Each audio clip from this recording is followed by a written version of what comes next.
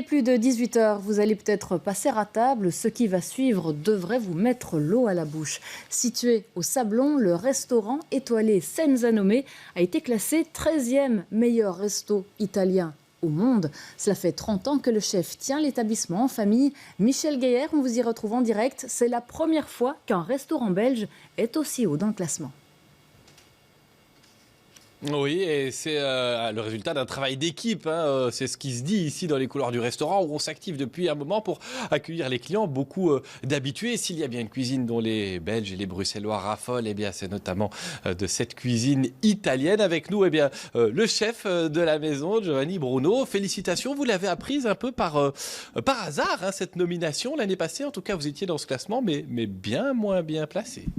Oui, donc on était dans le top 50, mais on était quand même 39e, et cette année-ci, on est 13e. Voilà, donc je vous ne sais l'avez pas. découvert comment? En fait, on nous a annoncé que la proclamation était le 2 janvier à 18h30. Alors, qui dit cuisine italienne, ça dit beaucoup de choses, les lasagnes, les pizzas, mais ici c'est autre chose. Et puis vous assumez qu'il y a une touche très personnelle. C'est quoi vos sources d'inspiration et comment vous garantissez que c'est quand même une cuisine à l'italienne?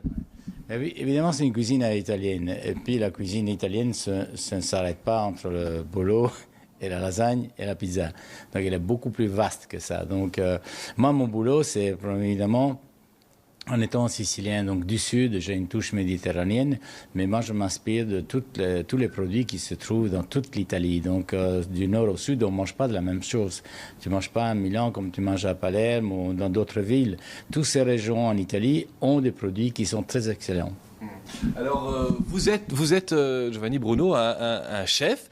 Mais un chef un peu particulier, vous n'êtes pas passé par les grandes écoles traditionnelles, vous avez appris comment le métier, puis vous me confiez il y a quelques instants que vous avez un projet avec une finalité bien particulière. En fait, mon parcours a commencé par hasard. En fait, mes parents ils sont venus ici pour ouvrir un restaurant, ils n'étaient pas restaurateurs. Moi, je n'ai pas fait l'école de cuisine, je suis autodidacte. Et le jour que je me suis trouvé devant les fourneaux, je me dis, je dois le bien faire. Et c'est comme ça qu'après, je commençais à être pas comme les autres pour pouvoir se démarquer, en fait, et proposer des choses beaucoup plus excitantes que ce qu'on proposait partout. Et vous projetez d'écrire un livre, c'est ça, vous m'avez dit? Ah oui, oui, ça j'avais oublié ce détail. Oui, mais mon livre, ça va être...